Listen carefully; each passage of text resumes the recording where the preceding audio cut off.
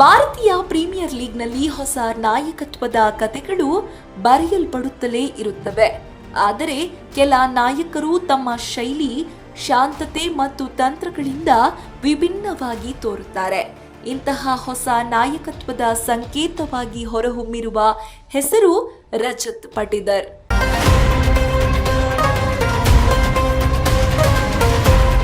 Royal Challengers Bengaluru ತಂಡದ ನಾಯಕನಾಗಿ ಪಟಿದಾರ್ ತೋರಿಸುತ್ತಿರುವ ಪ್ರದರ್ಶನ ಇದೀಗ ಕ್ರಿಕೆಟ್ ವಲಯದಲ್ಲಿ ದೊಡ್ಡ ಚರ್ಚೆಯ ವಿಷಯವಾಗಿದೆ. ರಾಯಲ್ ಚಾಲೆಂಜರ್ಸ್ ಬೆಂಗಳೂರು ತಂಡದಲ್ಲಿ ಪಟಿದಾರ್ ಕೇವಲ ಬ್ಯಾಟ್ಸ್ಮನ್ ಮಾತ್ರವಲ್ಲ, ಸಂಪೂರ್ಣ ನಾಯಕರಾಗಿ ರೂಪುಗೊಂಡಿದ್ದಾರೆ. ಆಕ್ರಮಣಕಾರಿ ಬ್ಯಾಟಿಂಗ್ ಮತ್ತು ಶಾಂತ ಮನೋಭಾವ, ಈ ಎರಡರ ಸಮತೋಲನವೇ ಅವರನ್ನ ವಿಭಿನ್ನಗೊಳಿಸಿದೆ. ಬೌಲರ್ಗಳ ಮೇಲೆ ನಿರಂತರ ದಾಳಿ ನಡೆಸುವ ಪಟಿದಾರ್ ಮೈದಾನದಲ್ಲಿ ಮಾತ್ರವಲ್ಲದೆ ನಾಯಕತ್ವದಲ್ಲಿಯೂ ಅದೇ ತೀಕ್ಷ್ಣತೆಯನ್ನು ತೋರಿಸುತ್ತಿದ್ದಾರೆ. ಅವರ ಕೂಲ್ ಅಂಡ್ ಕಾಮ್ ಕ್ಯಾಪ್ಟನ್ಸಿ ತಂಡದ ಆತ್ಮವಿಶ್ವಾಸವನ್ನ ಮತ್ತಷ್ಟು ಹೆಚ್ಚಿಸಿದೆ. ಬ್ಯಾಟಿಂಗ್ ನಲ್ಲಿ ಸಿಡಿಲಬ್ಬರ. ಈ ಸೀಸನ್ ನಲ್ಲಿ ಪಟಿದಾರ್ ಬ್ಯಾಟ್ಸ್ಮನ್ ಆಗಿ ಮಿಂಚುತ್ತಿದ್ದಾರೆ. ಸನ್ರೈಸರ್ಸ್ ಹೈದರಾಬಾದ್ ಮತ್ತು ಚೆನ್ನೈ ಸೂಪರ್ ಕಿಂಗ್ಸ್ ವಿರುದ್ಧದ ಪಂದ್ಯಗಳಲ್ಲಿ ಅವರ ಸಿಡಿಲಬ್ಬರದ ಬ್ಯಾಟಿಂಗ್ ಎಲ್ಲರ ಗಮನ ಸೆಳೆದಿದೆ. ಮೊದಲ 2 ಪಂದ್ಯಗಳಲ್ಲಿ 250ಕ್ಕೂ ಹೆಚ್ಚು ಸ್ಟ್ರೈಕ್ ರೇಟ್ನಲ್ಲಿ ರನ್ ಗಳಿಸಿರುವುದು ಅವರ ಆಕ್ರಮಣಕಾರಿ ಮನೋಭಾವಕ್ಕೆ ಸಾಕ್ಷಿ. ಪಟಿದಾರ್ ಕ್ರೀಸ್ನಲ್ಲಿ ಇದ್ದಾರೆ, ಯಾವುದೇ ಬೌಲರ್ ಸುರಕ್ಷಿತನಲ್ಲ ಎಂಬ ಭಾವನೆ ಎದುರಾಳಿ ತಂಡಗಳಲ್ಲಿ ಮೂಡುತ್ತಿದೆ. ನಾಯಕನಾಗಿ ಪಟಿದಾರ್ ತಂಡವನ್ನ ಅತ್ಯುತ್ತಮವಾಗಿ ಮುನ್ನಡೆಸುತ್ತಿದ್ದಾರೆ. ಹೈದರಾಬಾದ್ ಮತ್ತು ಚೆನ್ನೈ ವಿರುದ್ಧದ ಭರ್ಜರಿ ಗೆಲುವುಗಳಿಂದ ಆರ್ಸಿಬಿ ತನ್ನ ವಿಜಯ ಯಾತ್ರೆಯನ್ನ ಆರಂಭಿಸಿದೆ.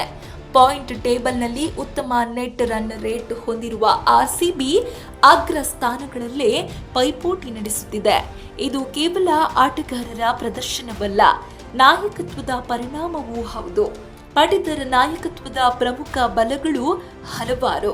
ಅದರಲ್ಲೂ ಮೊದಲನೆಯದು ನ್ಯಾಚುರಲ್ ಲೀಡರ್ಶಿಪ್, ಅಂದ್ರೆ ತಂಡವನ್ನ ಸಹಜವಾಗಿ ಮುನ್ನಡೆಸುವ ಗುಣ. ನಂತರ ಕನ್ಫ್ಯೂಸ್ಡ್ ಮೈಂಡ್, ಒತ್ತಡದ ಸಂದರ್ಭದಲ್ಲೂ ಶಾಂತತೆಯ ನಿರ್ಧಾರ. ನಂತರ ಪ್ಲೇಯರ್ ಬ್ಯಾಕಪ್, ಅಂದ್ರೆ ಆಟಗಾರರಿಗೆ ಸಂಪೂರ್ಣ ಬೆಂಬಲ. ಮತ್ತು ಬ್ಯಾಲೆನ್ಸ್ಡ್ ಅಗ್ರೆಷನ್, ಹೌದು, ಅಗತ್ಯವಿದ್ದಾಗ ಆಕ್ರಮಣ, ಅಗತ್ಯವಿದ್ದಾಗ ತಾಳ್ಮೆ.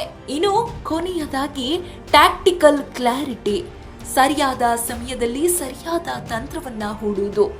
ಈ ಗುಣಗಳೇ ಅವರನ್ನ ಆಧುನಿಕ ಕ್ರಿಕೆಟ್ನ ಅತ್ಯುತ್ತಮ ಯುವ ನಾಯಕರಲ್ಲಿ ಒಬ್ಬರನ್ನಾಗಿ ಮಾಡಿವೆ. ಪಟಿದಾರ್ ನಾಯಕತ್ವದಲ್ಲಿ ಆರ್ಸಿಬಿ ಸಾಧಿಸಿರುವ ಯಶಸ್ಸು ಅಂಕಿಅಂಶಗಳಲ್ಲಿ ಸ್ಪಷ್ಟವಾಗಿ ಕಾಣಿಸುತ್ತದೆ.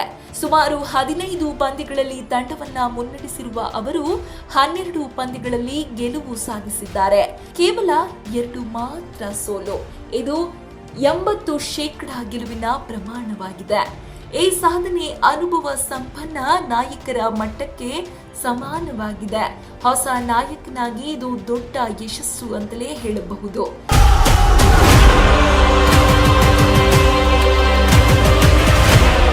2008ರಿಂದ ಆರಂಭವಾದ ಐಪಿಎಲ್ ಇತಿಹಾಸದಲ್ಲೇ ಆರ್ಸಿಬಿ ಹಲವು ದಿಗ್ಗಜ ನಾಯಕರನ್ನು ಕಂಡಿದೆ.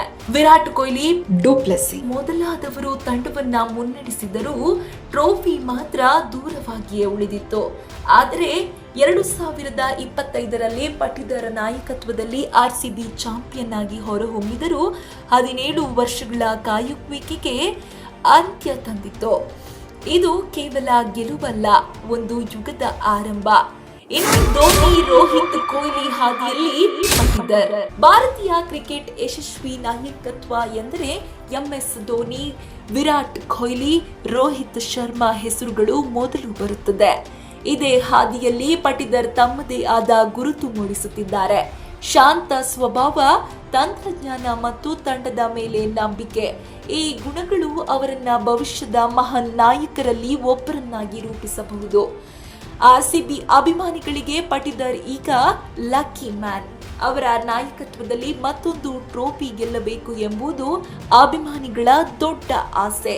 ಈ ಸೀಸನ್ನಲ್ಲಿ ಪಟಿದಾರ್ ಮತ್ತು ಆರ್ಸಿಬಿ ತೋರಿಸುತ್ತಿರುವ ಪ್ರದರ್ಶನ ನೋಡಿದರೆ ಈ ಕನಸು ಸಾಕಾರವಾಗುವ ಸಾಧ್ಯತೆ ಸ್ಪಷ್ಟವಾಗಿದೆ.